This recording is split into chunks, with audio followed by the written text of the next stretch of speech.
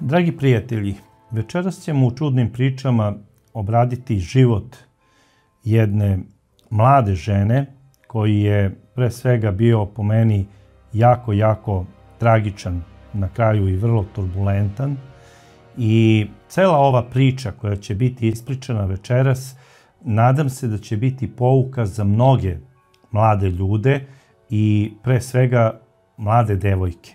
Kako treba u stvari da organizuju svoj život, da nekada vode računa, da ne ulaze tako lako u neke riskantne priče koje nudi život, jer na kraju krajeva sve ono što nekada izgleda jako primamljivo može da bude veoma pogubno. A o čemu se zapravo radi? Devojka o kojoj ćemo večeras pričati, zapravo mlada žena o kojoj ćemo večeras pričati, bila je tema mnogih TV kuća i pre svega štampe nedavno zbog jednog događaja u regionu koji je jako uznemirio javnost. I zato što je pre svega tema jako škakljiva, ja sam odlučio da u večerašnjoj epizodi promenim totalno imena svih aktera ovog događaja i nazvaću ovu ženu, a i ostale aktere ove, slobodno mogu reći, drame od života, po junacima iz romana Dama s kamelijama. A kako sam ja došao do saznanja o životu ove mlade žene? Upravo tako što mi je jedan njen prijatelj napisao jedan mail, zapravo pismo, koje ću vam ja večeras pročitati. Ono je jako potresno, a kasnije ćemo ga iskomentarisati. Nadam se da će ova životna priča, kao što sam rekao, biti poučna za mnoge. A evo o čemu se zapravo radi. Poštovani gospodine Braco, želeo bih da vam budem saradnik, ako može anonimni, na verovatno budućoj čudnoj priči koju ćete napraviti. Moje ime je Armand Dival, a Margarita Gauthier, zvana Magi, bila mi je komšinica i ispričat ću vam sve o njoj što znam. Gledali smo zajedno nekoliko vaših epizoda. Sećam se da smo gledali ženu iz sela Trnjane koja je zabetonirala muža, a ni na kraj pameti nam nije bilo da će baš Magi jednog dana biti glavni lik vaše priče. Počet ću od najranijeg vremena koje pamtim. Margarita je unuka po ocu jako uglednog lekara. Svojevremeno je taj lekar imao i privatnu proizvodnju možda najboljih ikada džemova i marmelada. Svog sina, a Maginog oca, obezbedio je sa dve velike kuće. Jedna za život, a druga za biznis. Pored toga, pošto je bio ugledan građanin i lekar, on je svom sinu nekako pomogao da završi medicinski fakultet. Ništa čudno, kao što i sami znamo, to se dešava i na kraju krajeva to je priča malte ne za sva vremena, ne samo u našem regionu, nego svuda u svetu. Ljudi koji su imućni svojoj deci znaju da obezbede nekada zvanje i na neki sasvim drugi način, ne mora taj dečko ili devojka da znaju baš sve. Kad god bih Magi pomenuo da joj je otac nesposoban, bunila se i branila ga, rekavši da je regularno završio fakultet i da mu otac ništa nije pomogao. Međutim, nikada nije radio u struci kao lekar, već je dilovao devize, otvarao trafike, proizvodio lepinje, uzgajao šampinjone i ništa od toga nije potrajalo. Da budem iskren, znam puno lekara koji se nikada nisu bavili tim zanimanjem. Rade kao novinari, rade kao sportski komentatori, rade svašta nešto, drže kioske za prodaju pljeskavica i nekog roštilja, što je veoma čudno za neko ko je završio medicinski fakultet, ako ga je uopšte završio, a ne kupio. Međutim, da se vratimo na Magi i na njenog oca. Magi sam u vreme njenog detinjstva viđao kako se u naselju igra sa ostalim devojčicama. U to vreme se ni po čemu nije razlikovala od današnje dece. I tako vreme je prolazilo.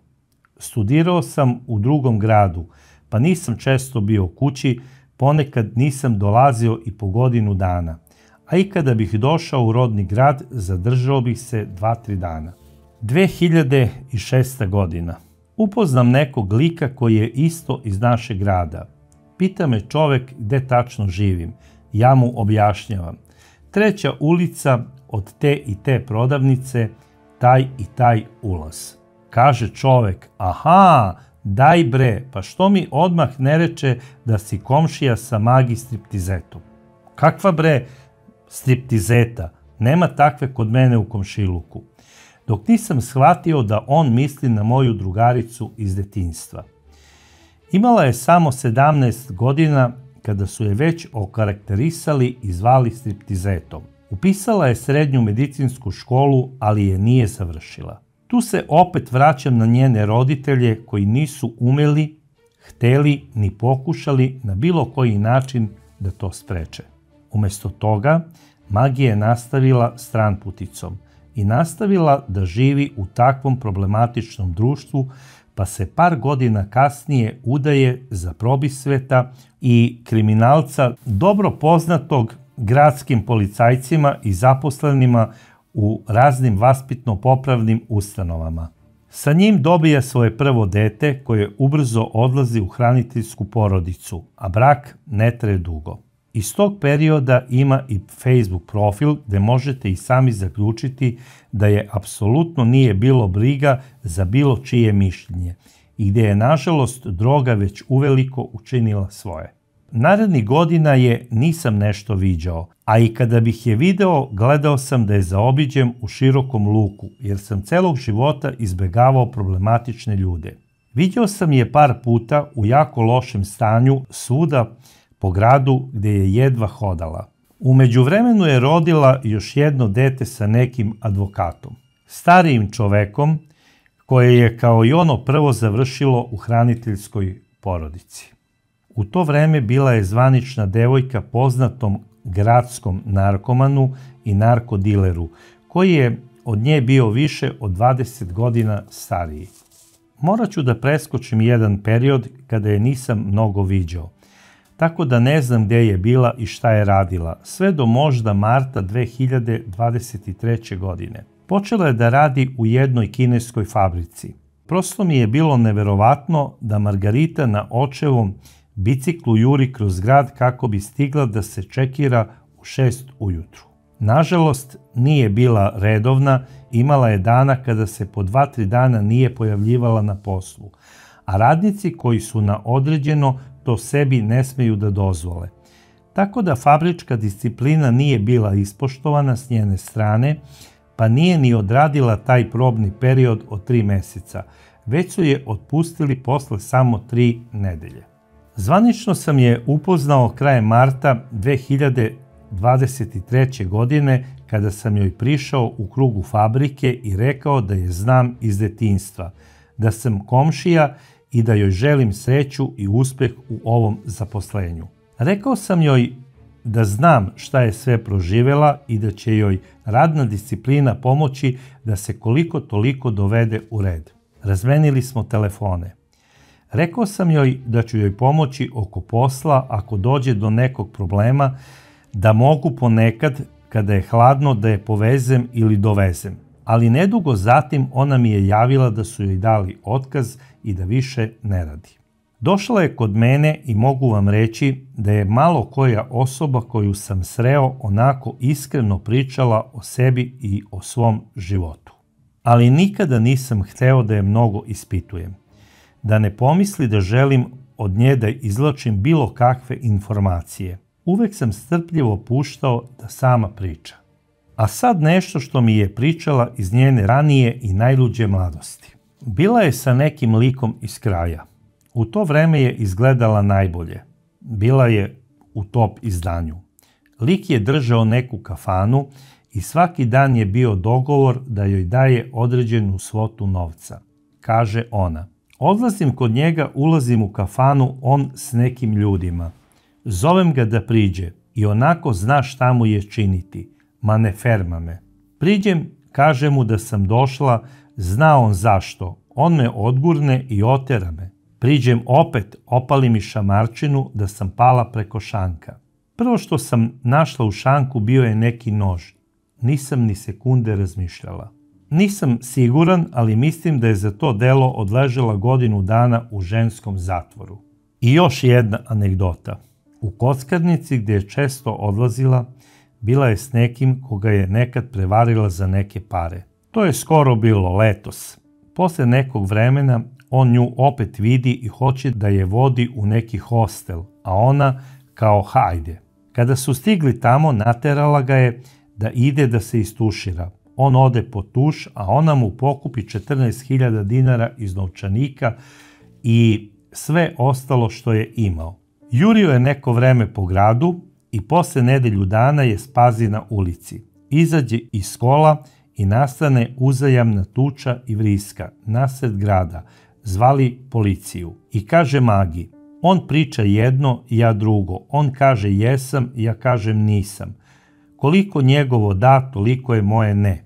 Žao joj je bilo što više ne radi. Svi su je gledali sa dozom podsmeha jer nije bila snalažljiva kao drugi. Nije jadna mogla da se uklopi u celu priču. Kvalitet, kvantitet, targeti, brzina rada. Nije više bila klasična narkomanka, ali je i dalje bila psihijatrijski pacijent na metadonskoj terapiji, kojoj se iznenada menjalo raspoloženje i padala je koncentracija.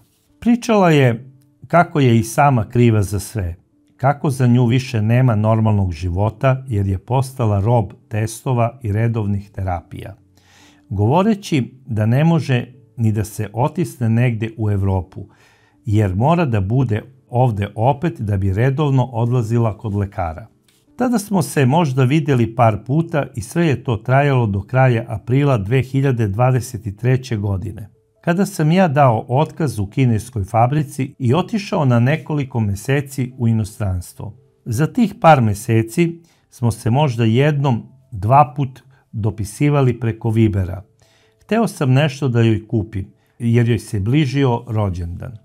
Kada sam se vratio iz inostranstva, ne mogu da se setim kada smo se prvi put vidjeli nakon mog dolaska, ali se nismo viđali često, mada ne ređe od jedan put, dva put mesečno. I evo sad računam kada sam je posljednji put video i pitao, pa gde si bre komšinice, šta ima novo? Ona mi pokaže stomak i kaže, evo komšija, ovo je novo. Bio je možda april ili maj 2024. godine. Dakle, prvi rođendan njenog trećeg deteta bio je sada, krajem septembra. Tako da bi začeće trebalo da se desilo u januaru 2024. godine. Na moje pitanje, pa šta to napravi, šta će ti to u životu, njen odgovor je bio, ma zeznula me jedna budala, ali ja ne podržavam abortus. Nikad se nisam čistila, pa neću ni sad. Ta budala bio je grof de Ž, grubijan koji je živeo u jednom obližnjem selu. Postoje dve opcije, gde su se ona i grof de Ž upoznali, a koje nisu daleko jedna od druge. Jedna je da su zajedno išli na testove i na metadonsku terapiju. Ne znam, nisam siguran, jer njoj je krug poznanika pao na ljude sa kojim se redovno viđa po bolnicama i domovima zdravlja. A druga, opet verovatno logična opcija, nju je mogao da upozna svako ko je uspeo da pronađe njen broj telefona i ko je mogao da izdvoji 50 evra. Za grofa de Ž mi je ispričala da je bio toliko uporan da je zvao i čekao pred kućom, držeći u ruci 70 evra i rekao joj kako ne želi ništa više sem da popije kafu i upoznaju se. Dok je bila trudna, odlazila je u njegovo selo, nikad duže od 2-3 dana. U to vreme me je često zvala. Komšija, jel imaš koju cigaru? Komšija, jel imaš neki dinar na zajam? Ti njeni česti pozivi i poruke su meni tada bili opterećenje, pa joj nisam često odgovarao na to. Zvao sam je isključivo kad sam bio sam kod kuće i znao da niko neće da me uznemirava. Tu smo se možda malo i udaljili, nisam je dirao sve dok se nije porodila, čestitao sam joj. Nije loše izgledala, nije pominjala selo gde živi grof de Ž. Rekla mi je da je njena majka odlučila da zadrži dete i da je 100% sigurna da života s tim majmunom nema, te da će sama sa majkom dete odgajati. Međutim, u tom periodu sam je u 2-3 navrata, vraćajući se s posla, video na autobuskoj stanici u naselju kako čeka bus. Na moje pitanje gde ćeš, njen odgovor je bio idem kod grofa. Sinu mu je danas rođendan, pa je dete izrazilo želju da i ja dođem. Manipulant je koristio sva moguća sredstva kako bi je zadržao. Mislim, klasika. Obično joj je telefon bio na nečujnom modu, ali ako bi videla poziv od grofa, javila bi se, obavezno. A on je zvao sa svih mogućih telefona iz kuće, jer ga je stalno iznova i iznova blokirala. Zatekla se tako jednom kod mene kad ju je zvao. Svađali su se nešto, gde on čuje još muških glasova u kući i ne znam šta joj kaže, a ona mu odgovara. Pa grofe, ti si mene takvu i upoznao, ja takav život živim, 15 godina, ili se pomiri s tim, ili zajebi više čoveče. Tekli su meseci, ništa se bitno nije promenilo, dete je i dalje bilo kod njene majke, a ona malo tamo, malo ovamo. Postalo je normalno da mi ušeta u kuću sa polomljenom ili posečenom rukom i kaže, gle komšija šta mi je ona budala uradila, šta mi napravi. Čak je i zaboravila kod mene maramu u kojoj joj je ruka bila vezana i još je čuva. Nedelja 9. avgust. Margarita zove. Pita jesam li kući, da dođe. Bilo je nešto kasno uveče. Nije imala jasan pojam o vremenu, što me je jako nerviralo, ali sam se već navikao na tu njenu manu. Zove opet, kaže, eto me kod tebe za 5 minuta. Nema je 45 minuta. Znam da je po tom pitanju izgubljena, pa je nazovem. Opet zove. Jao, da ti pričam šta mi se desilo. Dolazi sa krvavom pesnicom i polomljenim noktima. Te večeri ušla je u kola nekih klinaca, koji su počeli da je maltretiraju. Nisu je vozili gde je bilo dogovoreno i gde je trebalo. Ona izvadi biber sprej, naprska ih i prebila ih je. Bila je jaka, krupna, naročito nakon 3. porođaja, a što je najgore i pogubno po nju, nije se plašila ničega i nije marila za posledice. Dogovorili smo se da sutradan odemo negde na kupanje jer su bile nepodnošljive vrućine. Tada mi je poslala ovaj SMS. Van kuće sam, otac poludeo, tako da moram da budem 32 dana udaljena od kuće. Otac me tuče, a ja moram da ćutim zarad deteta. U selu sam, ne želim ovde da budem. Sada se grof ovde iživljava nadamnom, a najverovatnije me i ovde tek čekaju batine. Kada bi mi rekla da je negde, da ima neke obaveze, nisam je dirao. Uvek sam je puštao da se sama javi. Posle mi je pričala da tamo u tom selu nije izdržala ni 3 dana, već da je ostatak tog perioda provela u nekom hostelu. Septembar ove godine. Prijavljuje mi nekog starijeg čoveka, vojvodu, iz nekog sela pored grada, deviznog penzionera. Čovek već star, ali voli da štipne, pipne, pogleda. Davaće joj, kaže, 10.000 za 3 dana, koje će da provede kod njega u selu, da mu malo počisti, skuva, spremi. U tom periodu se stvarno gubi po nekoliko dana nedeljno. Obično se javi u četvrtak ili petak, često bez prebijene pare. Nema cigareta, nema za terapiju. Kaže, vojvoda joj nije dao to što je obećao. Ostao je dužan, neće više tamo da ide. U sve to sam polovično verovao, jer je dosta vremena provodila po gradskim kockarnicama. Jedno me zove i kaže, evo me u busu prema gradu, ali imam neku obavezu od sat i po. Zovem te da dođeš po mene. Dogovorili se, odem, ali nje nema. Zovem da izađe i vrtim glavu kao suncokret ne bi li provalio odakle će da se pojavi. Naravno, izlazi iz kockarnice. Pokušavao sam da joj skrenem pažnju na sve loše što radi. Rekao sam joj, koji god problem ima, dođe, popričamo i pokušat ćemo zajedno sve da rešimo. Jer nema problema na svetu koji se ne može rešiti. ali ona samo klimne glavom i sve ostane na tome. Moram da naglasim, dok je bila tamo kod grofa, nije se javljala na telefon, stavi ga na nečujno. A kad sam je više puta pitao da li joj taj čovek brani da razgovara telefonom, rekla bi: ne bre, nego u tom selu nema mreže, pa taj poziv telefon i ne registruje. Na sve to sam joj ponavljao da brinem za nju, kada se ne javlja. Da se bar javi da mi kaže da je dobro, da sam ja njen stariji brat koji će uvek u nevolji da joj pomogne. Naravno, klimnula bi glavom, ali dogovor nikada nije ispoštovala. Oktobar ove godine. Nema je preko nedelje, ali se redovno javlja čim dođe u grad. Priča kako joj je tamo, a čim stigne odmah ode u neki tržni centar da sebi i detetu nešto kupi. Dakle, još uvek ide u ono drugo selo kod Vojvode. Čovek joj obećava brda i doline, a ona jadna samo gleda da ga što više izmuze, jer mora svakog meseca da obezbedi preko 20.000 dinara, 4 puta po 4.000 za terapiju i testove, plus još za cigare po 400 dinara svaki dan. Poslednje nedelje u oktobru bila je kod kuće zbog testa. Kod mene je došla sva izgubljena, nema za sutra, za test. Ne zna ni da li će uspeti da se snađe, a kamoli još 4.000 dinara za terapiju. U sredu uveče rekla mi je da će je sutra nakon testa čekati onaj majmun. Mislila je na Vojvodu. Grofa Dež više nije pominjala, jer zna kad joj je test i gde da je čeka.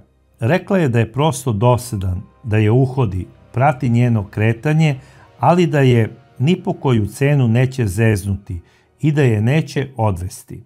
Misli na grofa Dež. Za grofa Dež je i ranije pričala kako joj prati kretanje i uhodi je. I sad, kada vratim film, verovatno je na njega mislila, ali nije htela da kaže. Umela je u nekim trenucima da oćuti na neko moje pitanje, ali ja nikada nisam hteo da ponavljam niti da menjam raspravu. Prećutao bih i ja. Sledećeg dana, u četvrtak, zvao sam je oko 10. Nije se javljala. Više se nikada nije javila. U utorak sam jednom pozvao, oko pola 11. Telefon je odzvonio do kraja. Oko 11 primam poziv, drug me zove, pročitao je vesti. Brate, ona budala ti ubi Magi. Nekoliko minuta nisam mogao da shvatim šta mi je rekao. A prvo što mi je palo na pamet bilo je da se radi o onom starijem čoveku, jer sam mislio da je ona tamo, kod Vojvode. Kako je završila u selu kod onog bolesnika grofa, kada je otišla, koliko je dugo bila tamo, kako je provodila to vreme, sve to ne znam i verovatno nikada neću saznati. Svakakve priče po gradu kruže ovih dana. Ljudi samo odmahnu rukom i kažu: kurva, narkomanka, pa šta je drugo moglo da se očekuje? To može da kaže samo neko ko je nije poznavao i ko nije upoznao njenu čistu, iskrenu, napaćenu dušu. Bila je jako dobra prema ljudima koji su prema njoj bili dobri. I sve što sam do sada napisao, napisao sam iz srca. Nek večno živi jedna napaćena Margarita na YouTube-u u vašim emisijama. Kada već nije mogla da živi dokle ju je zdravlje služilo. S poštovanjem, Arman Dival. Dragi prijatelji, šta reći? Pročitao sam ovo tužno pismo o jednoj nesrećnoj sudbini jedne mlade žene. Imala je sve predispozicije da bude uspešna i srećna u životu. Međutim, nekada život zaista zna da bude surov i da nekada neki putevi izgledaju jako sladunjavo, prosto kao da su od čokolade. I naivne mlade duše odvedu pravo u pakao. Mnogi su eksperimentisali sa nedozvoljenim supstancama, ali nažalost nekima se to baš onako usladi i ne znaju da se vrate u normalne tokove života. I sve posle što rade je uzaludno. Najveći promašaj ove žene koja je odabrala takva zadovoljstva je zapravo bila odluka da rađa decu. Mnogi će reći da sada nisam u pravu. Mislim da jesam. Da je živela svojim životom bez dece, sigurno bi se odlučila da ode možda u inostranstvo, da ode u neki veći drugi grad i da počne da živi jednim sasvim drugačijim životom od onoga što je živela u svom malom gradu.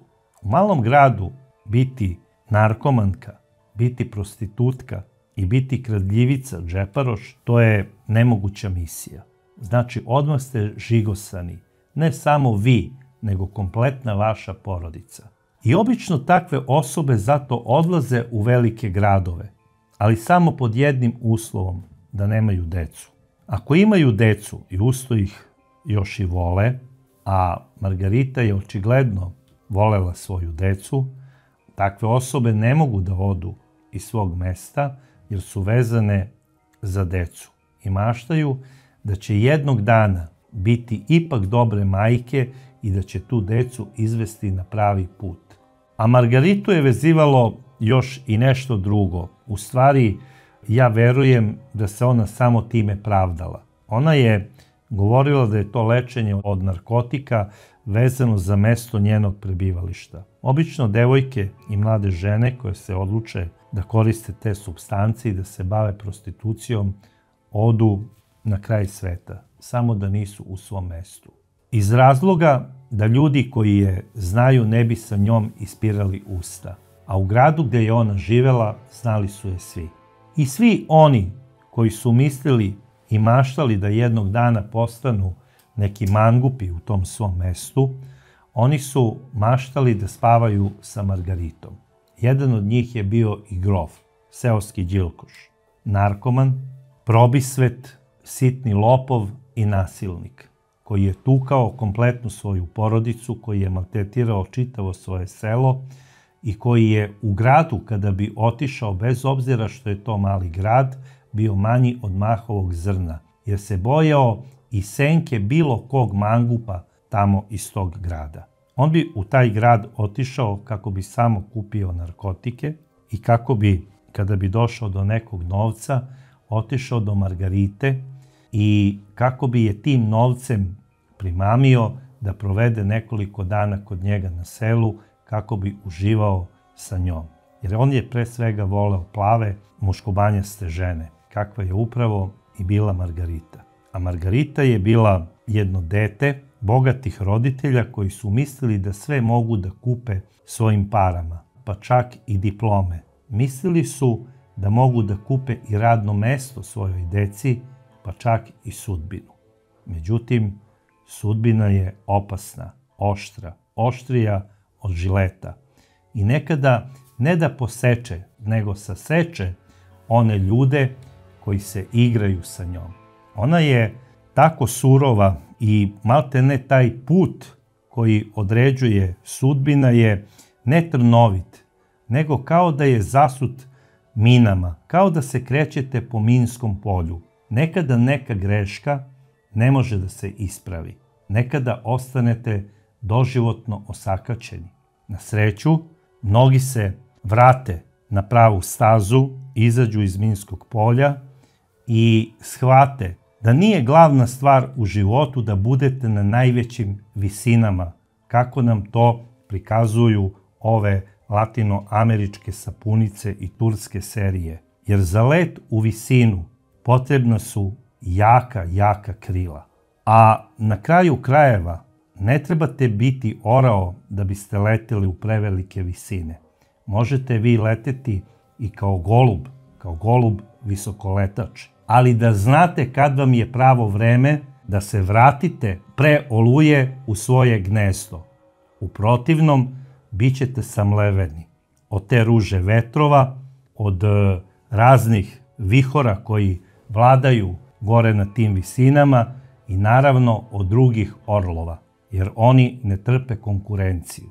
Ako niste kao takvi rođeni, nemojte da imitirate orlove. Bolje je biti neki slavuj na nekoj mirnoj grani i živeti normalnim životom u svom selu, nego ispasti neka smešna vrana koja glumi orla u velikom gradu.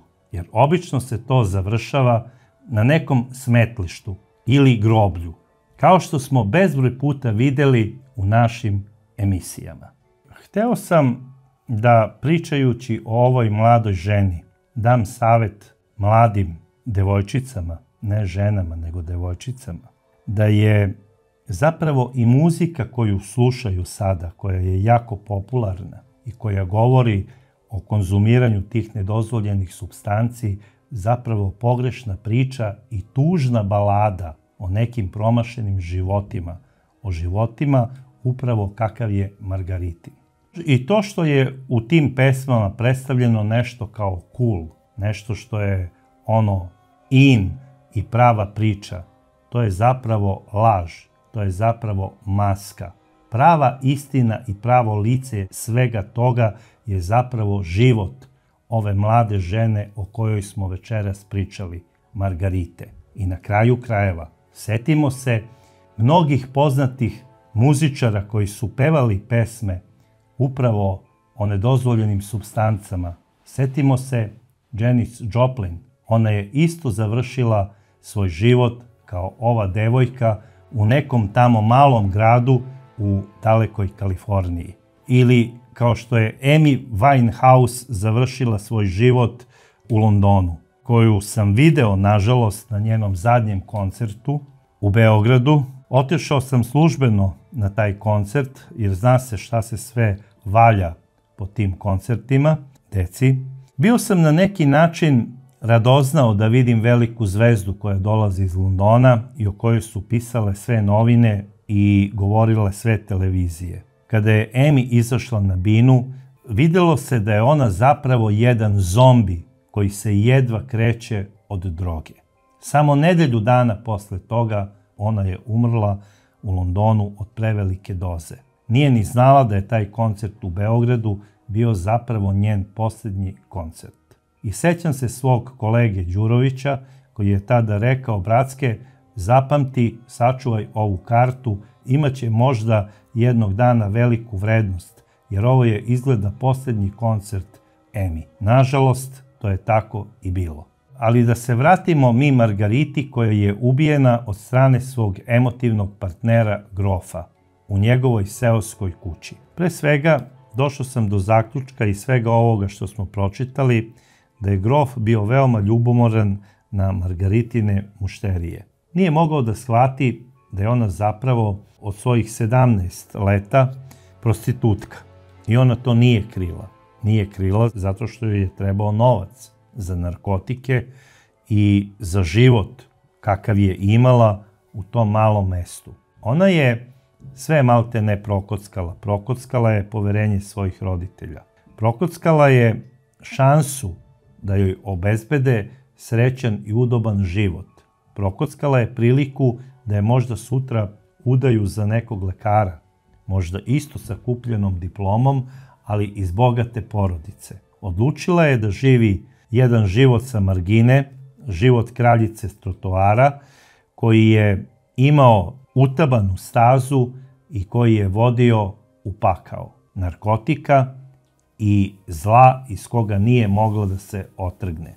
Na kraju krajeva ona nije umrla od overdoze, ali da bi zaradila koju crvenu, odnosno koju 1000 dinara više, ona je boravila često i kod Grofa, pružajući mu šansu da se on iživljava nad njom. I na kraju ju je i ubio. Na jedan najsuroviji i monstruozniji način. Što se tiče Vojvode, on je jedan stari matori gastarbajter u 80. godinama, koji više seksualno nije ni bio maltene aktivan, koji je voleo samo da štipne, pipne, da je pomazi i da joj da tako nekad neki novac. I ja mislim da je on nikada nije maltretirao, nikada je nije tukao i da je on zapravo bio njena najbolja mušterija. I kamo sreće da se ona za njega i venčala. Možda bi, živeći s njim, jednog dana stekla pravo i na njegovu porodičnu penziju, koju je stekao radeći u inostranstvu. A što se tiče Armana Divala, njenog prijatelja iz detinjstva, koji kaže znao sam je od najmanjih nogu, od kada je bila devojčica, a kasnije sam je zvanično upoznao kada je već bila devojka u onim lepim godinama i kada se jednog dana sreo sa Margaritom kao sada već zreo čovek, on je bio presrećan jer je želeo da nadoknadi sve ono što je kao tinejdžer propustio. Armand Dival je bio zaljubljen kao tinejdžer u Margaritu do ušiju. I bez obzira što je prošlo puno vremena, što je čuo mnogo ružnih stvari o njoj, ostalo je bar jedno zrnce te ljubavi u njegovom srcu. A to zrnce ljubavi u srcu je kao zrno žita u njivi. I dovoljno je samo da padne dobra, topla kiša, to zrno proklija i može da se iz njega izrodi jedan dobar plod. Nažalost, u ovom slučaju ta kiša nije pala. Ali bez obzira što nikada nije bilo te kiše, Armand Dival je bio Margaritin najbolji, jedini i iskreni prijatelj. Iskreniji čak i od njenih roditelja. Kako kaže Armand Dival, Margarita je sahranjena u krugu svojih najbližih prijatelja i familije. Bilo je prisutno svega 8 ljudi sa sveštenikom zajedno. Sutra dan je bila nedelja. Armand Dival je odneo ružu na njen grob, nikoga nije bilo. Margarita je već bila zaboravljena i od svojih najbližih, sem od Armana Divala, za koga verujem da će redovno posećivati Margaritin grob.